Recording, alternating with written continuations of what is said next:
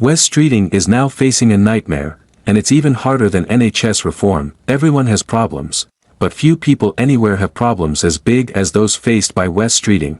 Imagine having a job where trying to improve the state of the NHS was only the second most testing challenge you faced.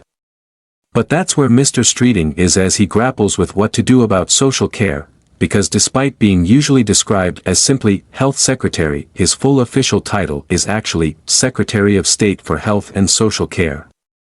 And I would argue that the second of these categories is now in an even more perilous state than the first. Our aging population means the problems facing the sector are only going to get worse.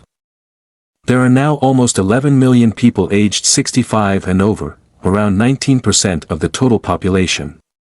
But it's not so much the figure itself as the rate at which it's increasing that should give particular cause for concern. Within a decade it is projected to rise to almost 13 million people, or 22% of the population. Mr. Streeting is now well past his first 100 days in office, and any career glow-up he may have had from moving into the big chair has faded. And the sheer scale of the challenge that is social care in the UK is becoming apparent to him, hence, I'm sure, why Mr. Streeting has been doing a round of media interviews to discuss the issue and his 10-year plan for the NHS.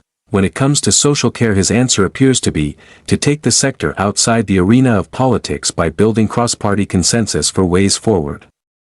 And he says his early conversations in this vein have received broad support. For example, he told the BBC's Laura Quensberg, "I now have the Conservative Party, the Liberal Democrats and Reform all saying they want to work with us in a cross-party way on social care. Broadly speaking, we've built a national consensus around the NHS. That's what I want to do with social care."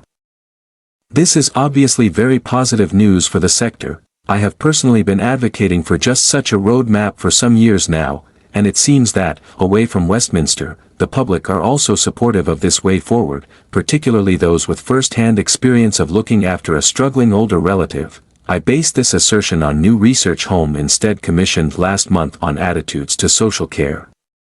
We found that 73% of all groups support a cross-party approach to reforming the sector, rising to 75% among those with that personal care experience. But the research also shows the public are firmly ready to go further in this direction than anything Mr. Streeting trailed.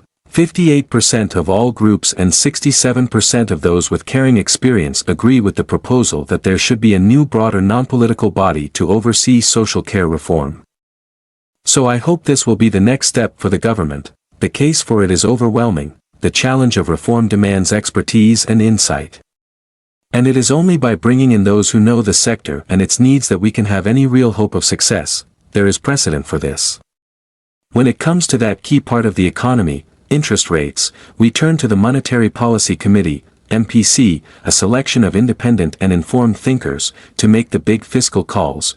We need something similar for health and social care. Such a committee could be made up of individuals bringing genuine expertise from inside and outside the sector to help strengthen the cross-party work on social care. It would build consistency in thinking and planning, something that wouldn't need to be reset every time a government or political leadership changed.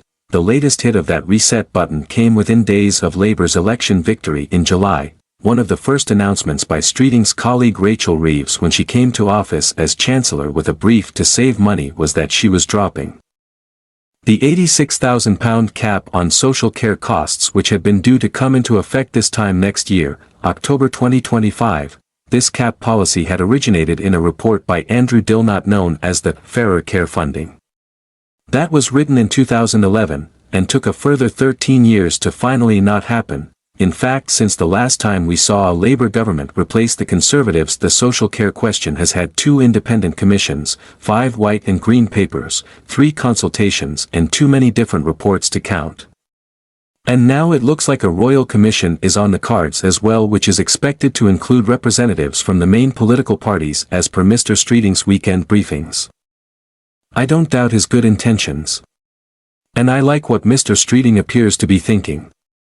But all the while these delays in meaningful action are becoming entrenched, in the real world people are suffering. As far as families across the UK are concerned, practical action must be prioritized, because, as well as their insight into a way forward, Our latest study also shows there is the overwhelming demand for that action right now and a belief that reports, royal or otherwise, only delay the real work being done. Social care is crying out for long-term solutions. Everyone in the sector, and many beyond, are ready to support the government if they are willing to seize this opportunity and make change happen. This is a tin can that simply cannot be kicked down the road any longer. I think Wes Streeting knows this, and I'm hoping he can find the courage to act.